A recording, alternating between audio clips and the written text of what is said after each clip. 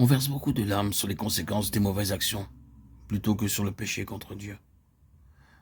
Vous êtes allé au Seigneur avec des larmes amères pour quelque chose qui a été fait.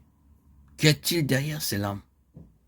Êtes-vous peiné pour vous-même à cause de toutes ces tristes heures?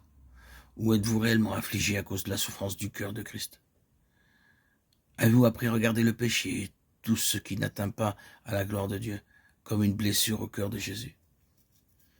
Notez que pleurer à cause de notre souffrance pour ce que nous avons perdu, au lieu de pleurer sur ce que le péché signifie pour Dieu, le Seigneur appelle cela une abomination. Sommes-nous sensibles jusqu'à être capables de pleurer pour la souffrance de notre Dieu à cause du péché?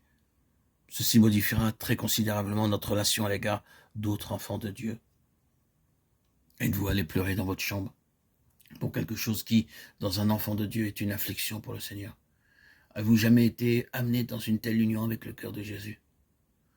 Comment ne voyons-nous pas que tout ce qui n'atteint pas à la gloire de Dieu dans quelques enfants de Dieu nous concerne, parce que cela blesse le cœur de Jésus? Nous devrions souffrir avec les autres membres du corps et ne jamais parler de leurs mauvais agissements sans un cœur brisé. Pourquoi pleurer ces femmes? Et voici, il y avait là des femmes assises qui pleuraient. Tammuz, Ézéchiel 8, versets 13 et 14. Ces femmes pleuraient pour elles-mêmes. Oh, si seulement le Seigneur nous élevait à lui comme notre environnement, loin de nos égos étroits et mesquins, en union avec son cœur, afin que nous connaissions quelque chose de ses cris et de ses larmes, quelque chose de son Gethsémané et quelque chose de sa croix. Il y a un baptême dont je dois être baptisé, disait-il, Luc 12, 50. Il y avait en lui un amour qui le poussait à sa mort. Et jusqu'à son accomplissement, il disait « Combien il me tarde qu'il soit accompli ». Il savait qu'à travers sa mort, sa vie serait libérée pour ce monde qui se meurt. Et il me dit « Abomination plus grande que celle-là ». Et il me conduisit dans le parvis intérieur de la maison de l'Éternel. Et entre le portique et l'autel, il y avait homme tournant le dos au temple de l'Éternel et le visage vers l'Orient. Et il se prosternait à l'Orient devant le soleil. Ézéchiel 8, versets 15 et 16.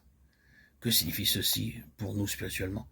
La lumière de Dieu sonde notre adoration. Y a-t-il du sacrilège dans nos choses saintes? Oh, la façon désinvolte dont on parle des choses sacrées au lieu de nous taire, d'avoir du respect et une crainte pieuse. Il y a de la légèreté dans la manière dont nous employons le nom de Dieu. Nous le disons comme nous le ferions avec le nom d'autres personnes. Est-ce que cela veut dire que nous ne devons pas mentionner son nom? Non, mais un silence respectueux devrait s'emparer de nous lorsque nous le prononçons, parce que nous ne perdons jamais la présence du Saint. Lorsque le mot « le Saint des Saints » vient à nos lèvres, qu'est-ce qu'il exprime? L'expérience. Loin de là. C'est Dieu lui-même en Christ devant lequel les anges cachent leur face et dans la présence duquel, sans le sang, nous n'oserions paraître.